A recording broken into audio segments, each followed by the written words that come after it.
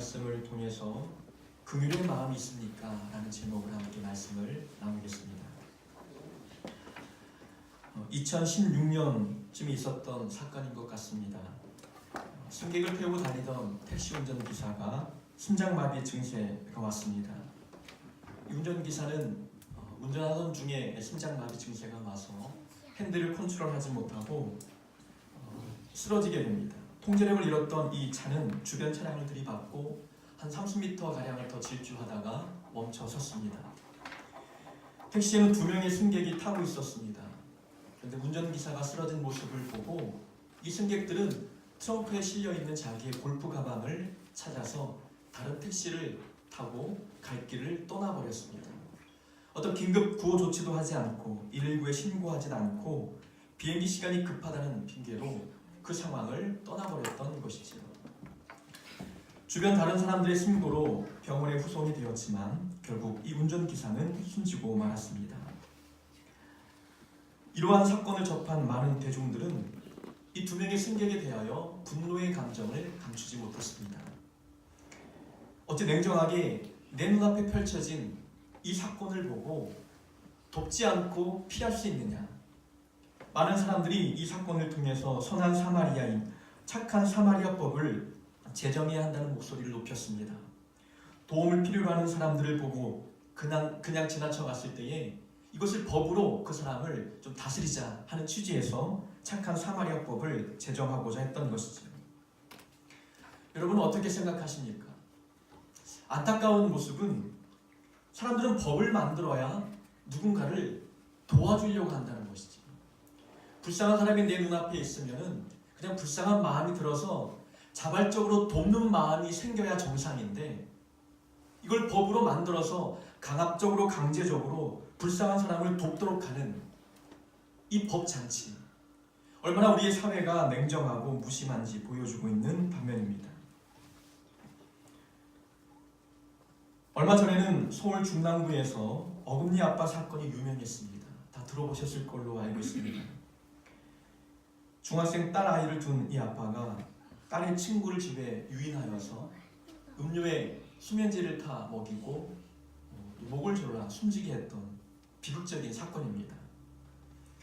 이 부녀는 유전성 거대 백악종이라고 하는 희귀병을 앓고 있었습니다. 그래서 안면 수술을 여러 번 겉파물이 나여서 이 사람의 그 치아가 어금니밖에 남지 않았다고 해서 어금니 아빠라고 하는 별명을 지었던 것이죠.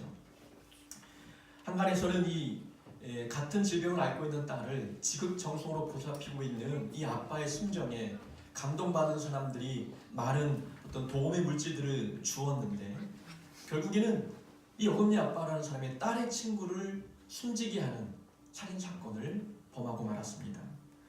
더 놀랐던 것은 이 사건이 일어난 지역이 망우동이었습니다. 저희가 면목동에 살았으니까 한 100m만 가면 망우동이었습니다. 그리고 이 중학생 딸이 제 둘째 딸 다니던 학교 1년 후배였습니다.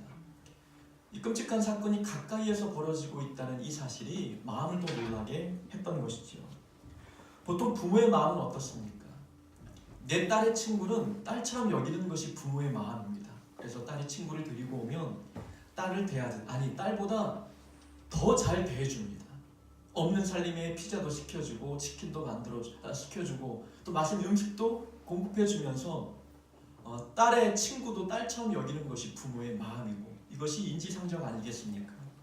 이런 자비와 긍휼의 마음이 딸에게도 또 딸의 친구에게 흘러가는 것이 정상적인 마음의 상태인데 딸의 친구를 숨지게 하는 이 일에 딸까지 가담시키는 비극적인 일들을 하고 있는 이 세태, 참으로 냉정하고 무서운 시대가 아닐 수 없습니다.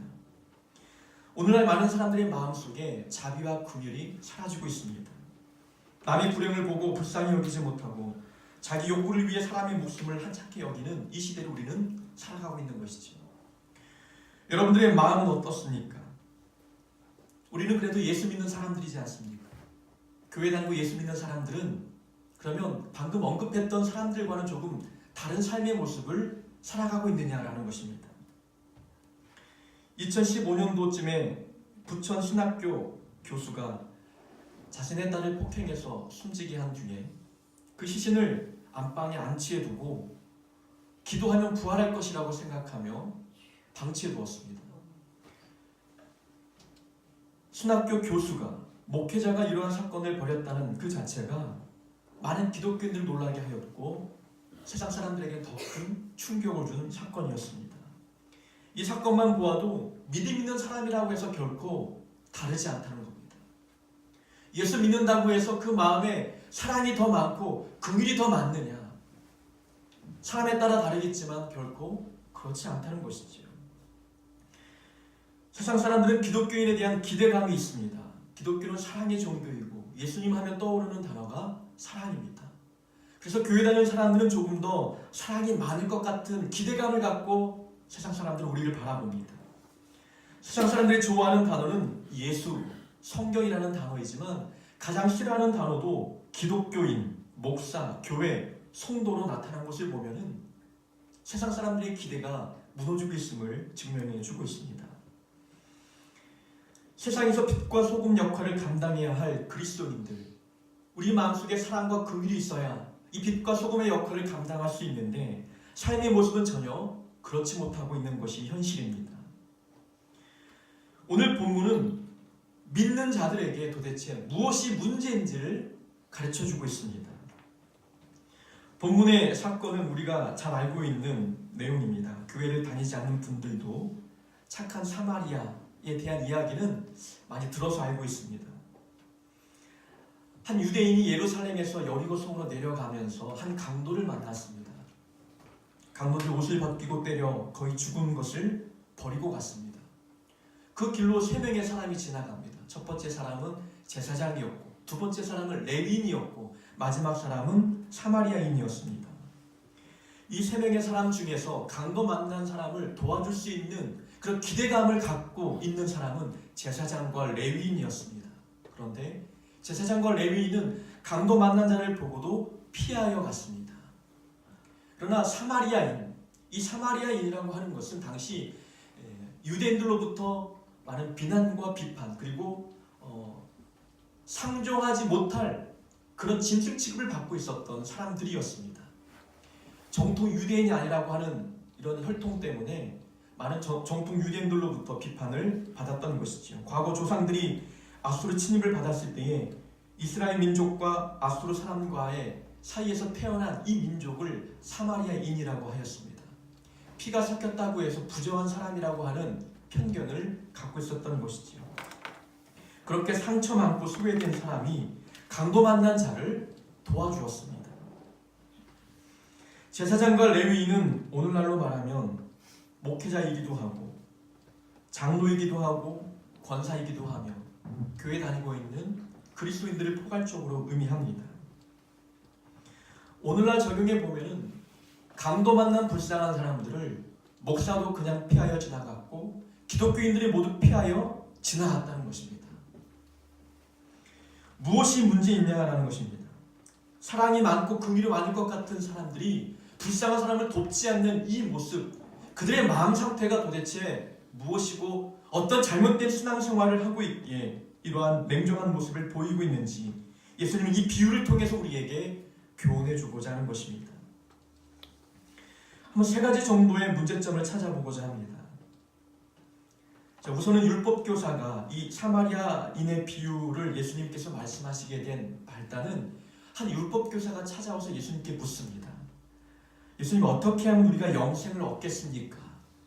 자기 어떤 교만함을 드러내고 싶었던 것입니다. 예수님께서 율법에 뭐라고 쓰여있느냐 물었습니다. 이 율법교사는 율법을 잘 알고 있는 사람이기 때문에 자신감 있게 대답합니다. 내 마음을 다하며 목숨을 다하며 힘을 다하며 뜻을 다하여 주 너의 하나님을 사랑하고 또한 내 이웃을 내 자신과 같이 사랑하라 하였나이다. 율법에 기록한 내용을 암송하듯 줄줄줄 대답하였습니다. 이러한 대화 속에 이제 예수님께서 그러면 가서 그렇게 행하라 말씀하시면서 행함의 믿음이 무엇인지 사마리아인의 비유를 통해서 말씀해주고 계셨습니다. 사마리아 사람의 비유는 이웃사랑이 무엇인지를 함축적으로 보여주고 있는 사건입니다. 근데 이 사건, 이 비유 뒤에 어떠한 내용이 나오냐면 마르다와 마리아의 이야기가 나옵니다. 예수님께서 마르다의 집에 찾아오셨는데 마르다의 여동생이 마리아입니다. 근데 마리아는 예수님의 발치 아래에 앉아서 예수님의 말씀을 듣고 마리아는 부엌에서 손님 대접을 하기 위해서 분주히 일을 합니다. 그때 마르다는 자기를 돕지 않은 마리아를 향해서 불만이 생겼던 것이죠. 예수님께 찾아와서 예수님, 마리아로 하여금 나를 왜 돕지 않게 하시니까? 불평불만을 쏟아놓으니까 예수님께서 말씀하기를 마르다야, 내가 많은 일로 염려하고 근심하나 몇 가지만 하든지 혹은 한 가지만이라도 족하니라. 마리아는 이 좋은 편을 택하였다. 이 비유는, 이 내용은 무엇을 강조하냐면 하나님을 사랑하는 그 마음을 강조하고 있는 겁니다. 마리아가 하나님의 말씀을 듣기를 사모했던 것처럼 하나님을 사랑하는 자가 하나님의 말씀을 사모함을 보여주고 있는 겁니다.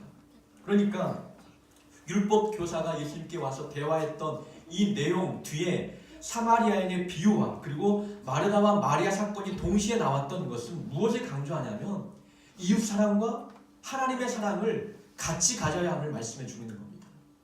율법을 아는 율법 교사가 부족한 것이 무엇이냐면 이웃 사랑과 하나님 사랑의 이 균형이 흐트러지고 있었던 것입니다. 하나님 사랑은 많이 합니다. 말씀도 많이 암송하고 질문하면 말씀에 대한 모든 답들을 막힘없이 대답합니다.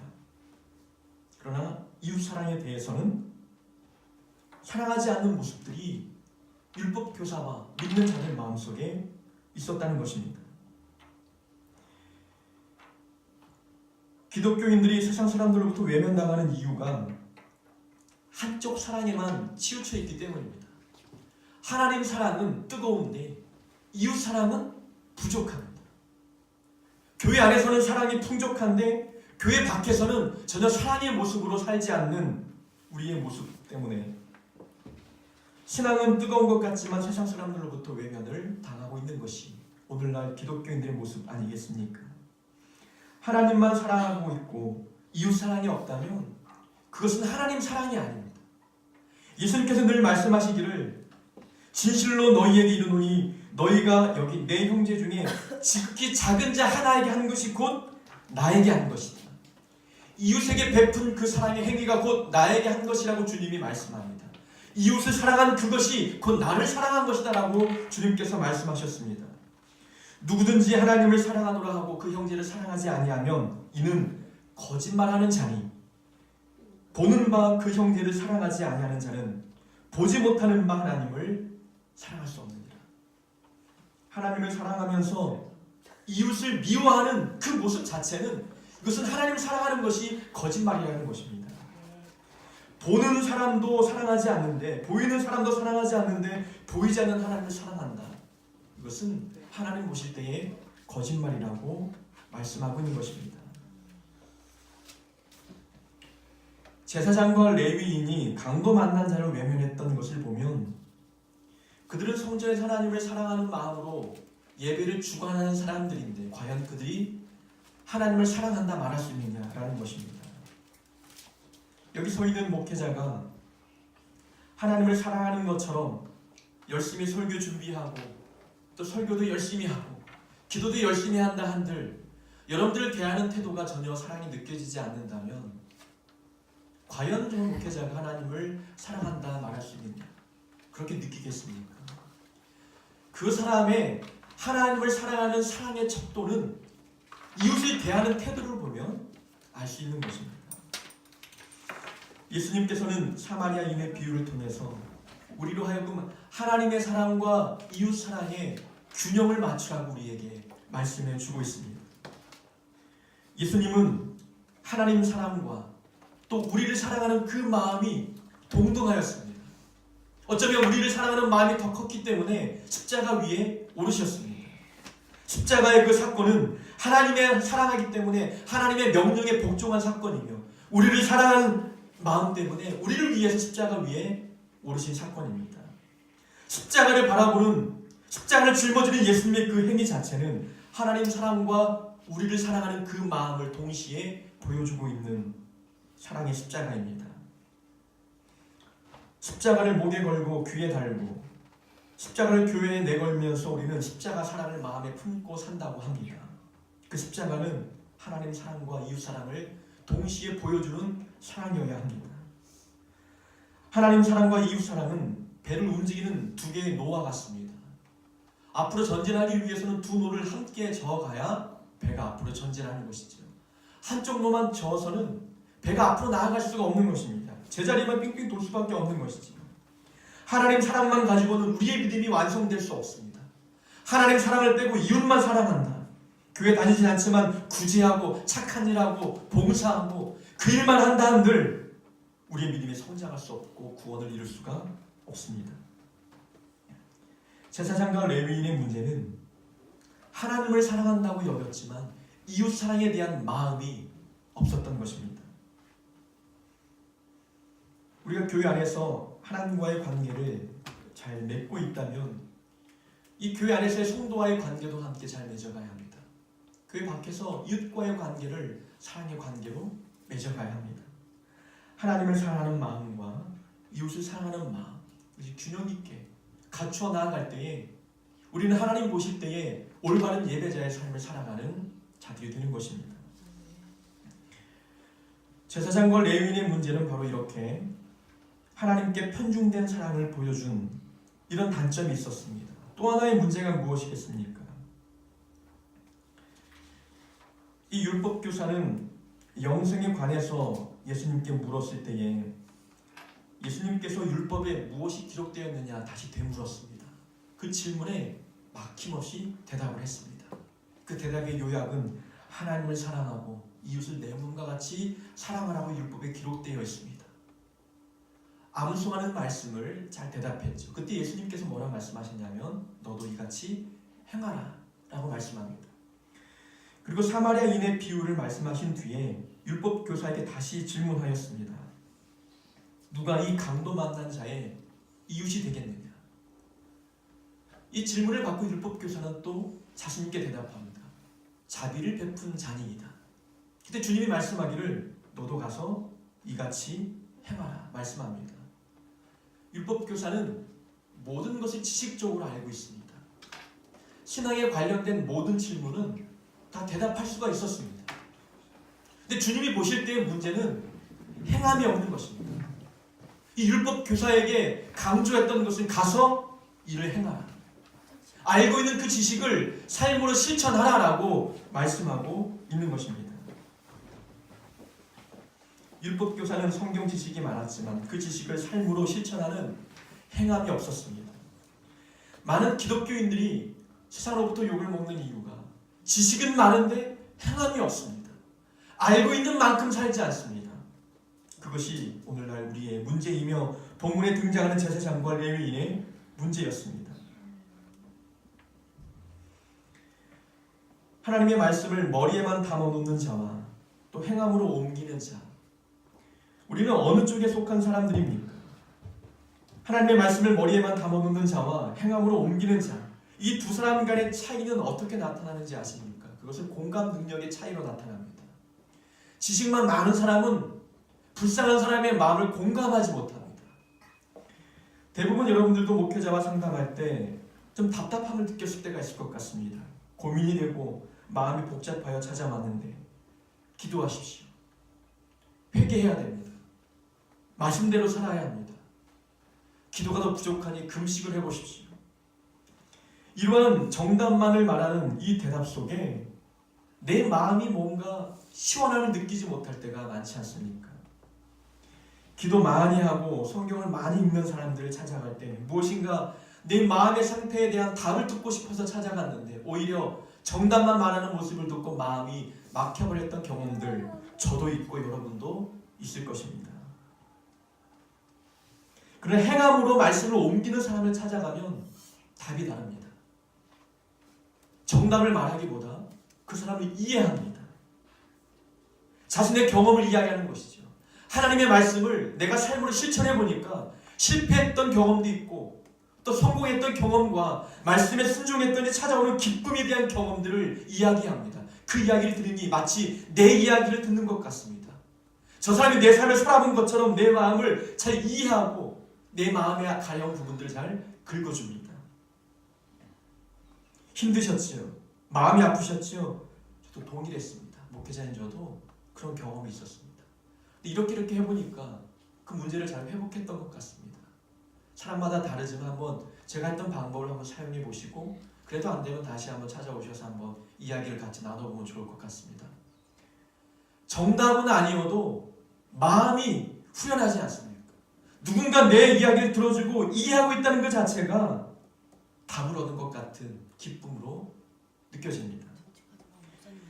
말씀을 머리로 알고 있는 사람과 행함으로 옮기는 사람이 이렇게 공감 능력에서 차이가 나타납니다. 목회자의 약점 중에 가장 큰 약점이 이 공감 능력의 부족입니다.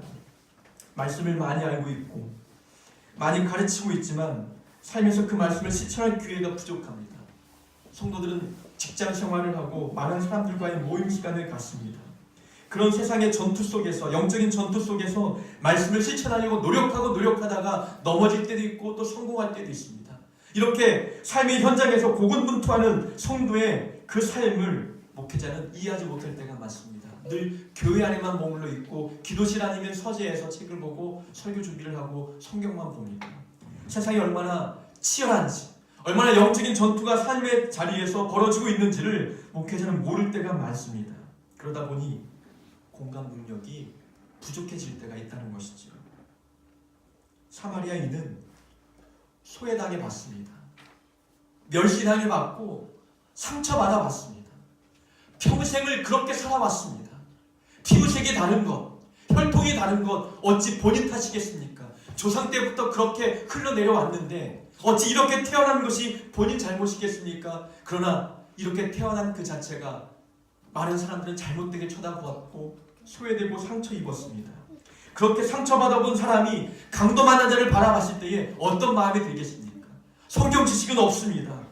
하나님이 원하시는 것이 무엇인지는 정확히 알 수 없지만 그러나 마음속에 불쌍한 마음이 들었습니다. 긍휼의 마음이 찾아오니 내가 당한 이 아픔도 저 사람도 당하겠구나. 나도 혼자였는데 저 사람을 혼자 두어서는 안 되겠구나. 이 마음을 갖고 다가가 도와주었습니다. 이것이 공감이었습니다. 불쌍히 여기는 마음이었고 긍휼의 마음이었습니다. 성경 지식이 없어도 사랑의 마음이 그 마음속에 있었던 것. 그로 상처받아 받고 소외당해 봤기 때문입니다. 하나님의 말씀을 삶으로 실천하는 자들은 이렇게 사람들을 이해하고 긍휼히 여기는 공감의 마음들이 있습니다. 하나님의 관심은 얼마나 많이 아느냐, 이것은 중요하지 않습니다. 얼마나 그 말씀을 행하고 있느냐, 그것을 하나님께서 보고 계십니다. 알고 있는 지식을 행함으로 옮기기 위해서는 용기가 필요합니다. 제사장과 레위인들이 강도 만난 자를 보고 피하여 달아난 것은 혹시 본인도 동일한 사건을 겪지 않을까, 피해를 보지 않을까, 어디 강도가 숨어있지 않을까, 이 길목에 강도가 많이 출현하는가 보구나, 빨리 돌아가야 되겠다. 본인이 당할 피해, 본인이 봐야 할 손해에 대한 이 두려움이 돕지 못하도록 만들었습니다. 그러니까 하나님의 말씀을 삶에 실천하려면 용기가 필요합니다. 손해볼 용기, 피해볼 수 있는 용기가 있어야 하나님 말씀이 삶으로 옮겨지는 것입니다. 오직 강하고 극히 담대하여 나의 종 모세가 너에게 명령한 그 율법을 다 지켜 행하라. 율법을 지켜 행하라라고 모세가 여호수아에게 강조할 때에 조건이 있습니다. 마음을 강하고 담대히 하라. 용기가 있어야 하나님의 말씀을 지킬 수 있다고 말씀하고 있는 것입니다.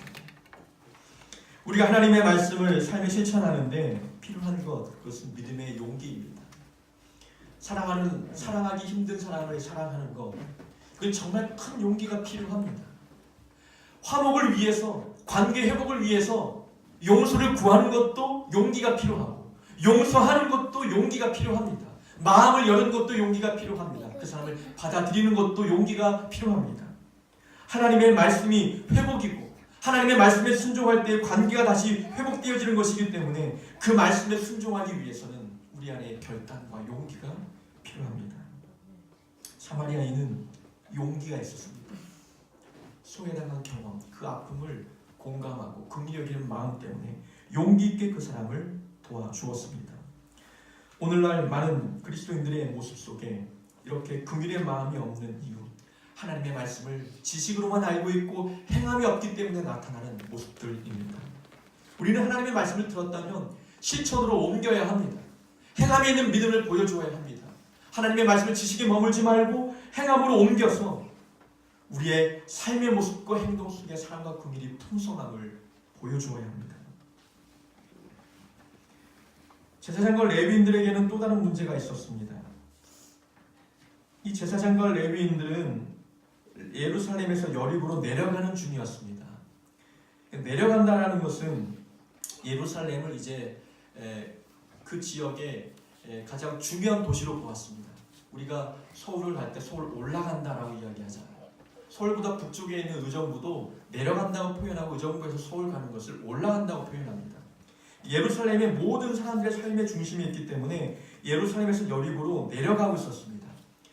이 제사장과 레위인이 여리고로 내려가는 것은 이제 예루살렘에서 하나님 앞에 제사드리고 예배드리고 난 뒤에 자기에게 주어진 성전 봉사 일을 마치고 집으로 돌아가는 중이었습니다. 돌아가던 중에 강도 만난 자를 만났던 것이지요. 성전에서 열심히 예배했던 자가 삶으로 돌아가는 길목에서 이웃을 돕는 일들을 하지 못했던 것. 성전 안에서는 열심히 신앙인의 삶을 살았습니다. 하나님을 예배하는 모습을 보여주었습니다. 삶의 자리로 돌아가는 그 길목에서는 전혀 예배자의 모습을 보여주지 못하였습니다. 성전 안에서 말씀을 가르치고 말씀을 전하고 하나님을 사랑하는 마음으로 성전 봉사했던 자들이 삶의 자리에서 영혼을 섬기고 도와주고 그 말씀을 실천하는 삶에서의 예배가 없었습니다. 삶에서 예배의 모습이 없었다는 것. 과연 그들이 그러면 성전에서 드리는 그 예배가 하나님 보실 때에 합당한 예배가 될 수 있느냐? 그렇지 못한 것이지요. 우리가 드리는 예배는 예배당에서만 드리는 그런 예배가 되어서는 안 됩니다. 예배당 밖에서도 하나님을 예배하는 모습을 보여야 합니다. 삶에서의 예배는 이웃을 사랑하고 긍휼히 여기는 마음, 관계가 틀어진 자들과의 회복을 보여주는 그 모습이 삶의 예배입니다. 우리는 예배당에 열심히 드나들며 예배를 드리지만 삶의 자리에서 예배자다운 모습을 보이지 않는다면 우리가 드리는 예배당에서의 예배는 하나님이 과연 기쁘게 받으시느냐? 우리는 한 번쯤은 생각해 볼 필요가 있습니다. 우리가 볼 때, 아니 세상 사람들이 볼 때에 열심히 성경을 보고 기도하고 교회 직분을 갖고 있는 분에게는 사랑의 마음이 보이지 않습니다. 그런데 교회를 다녀본 적이 없는 분은 그 앞에 서면 내가 왕자가 된 것 같습니다. 내가 존중을 받는 것 같습니다. 그러나 교회 다니는 사람 앞에 서면 내가 죄인이 된 것 같고 무엇인가 잘못이 들킨 것 같은 느낌 때문에 조마조마합니다. 과연 그렇게 마음을 불안케 하는 기독교인의 그 삶이 하나님을 예배하는 삶이라고 할 수 있겠느냐라는 겁니다. 그분이 보는 성경과 그분이 하는 기도는 과연 누구를 위한 것이고 하나님이 기쁘게 바라보시는 모습일까라는 것이지요.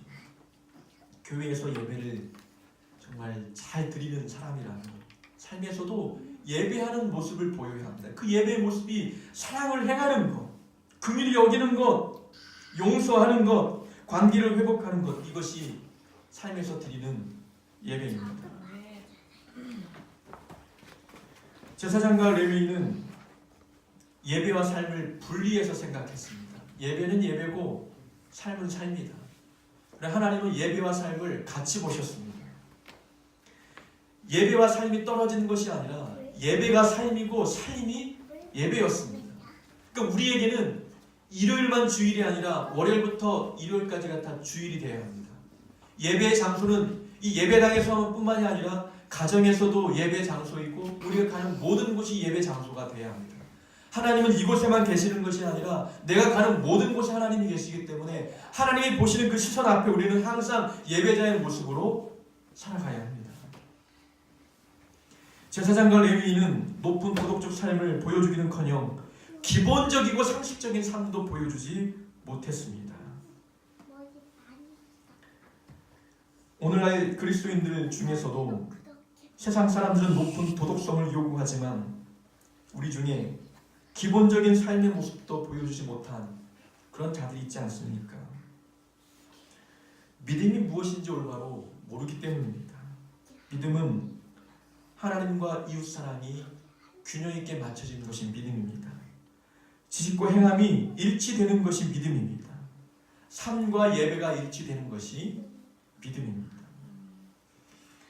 우리 주변에 사랑이 필요한 자들이 많습니다. 올바른 믿음을 가지고 만나는 모든 사람들에게 긍휼과 사랑을 베풀 수 있는 우리 복된 하늘뜻 교회 성도들 되기를 주의 이름으로 축원합니다.